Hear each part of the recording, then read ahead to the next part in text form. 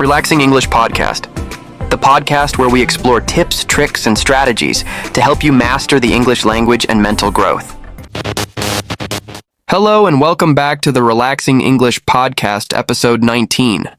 I'm your host, and today we're diving into a topic that has the power to transform your life, the power of positive thinking.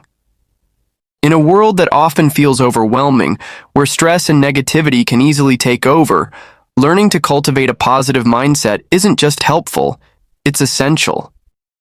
Positive thinking isn't about ignoring life's challenges or pretending everything is perfect. It's about approaching difficulties with hope, resilience, and a belief that better outcomes are possible. In this episode, we'll explore how positive thinking affects your brain, your health, and your daily life. We'll look at scientific research, practical techniques, and real-life examples of how shifting your mindset can lead to profound changes. So, find a comfortable spot, take a deep breath, and let's begin. Let's start with the science.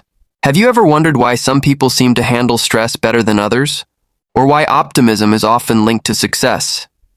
It turns out, our brains are wired in a way that responds powerfully to our thoughts. Studies in neuroscience show that positive thinking activates the prefrontal cortex, the part of the brain responsible for decision-making, focus, and emotional regulation. When we focus on positive outcomes, our brain releases dopamine and serotonin, chemicals that boost motivation and happiness.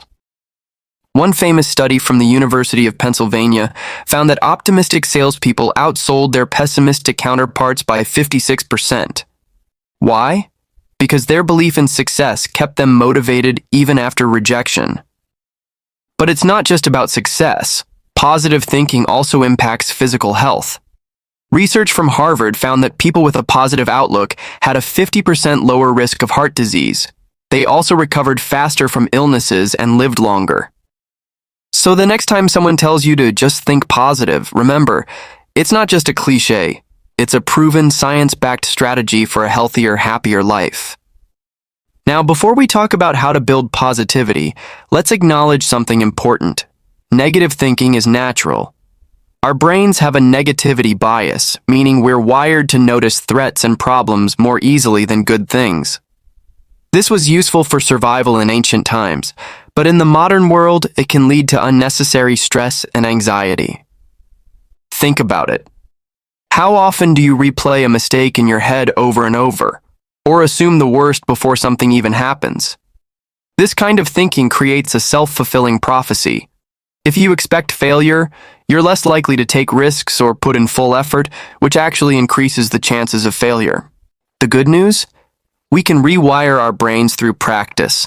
Just as negativity can become a habit, so can positivity, and that's what we'll focus on next. So, how do we shift from negative thought patterns to positive ones? It's not about forcing fake smiles or suppressing emotions. Instead, it's about small, consistent changes in how we perceive the world. 1. Gratitude practice. One of the simplest and most powerful techniques is gratitude. Every morning or night, take 2 minutes to write down 3 things you're grateful for.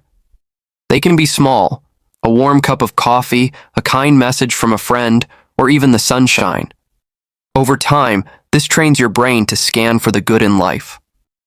2. Reframing negative thoughts. When a negative thought arises, ask yourself, is this absolutely true? Is there another way to see this?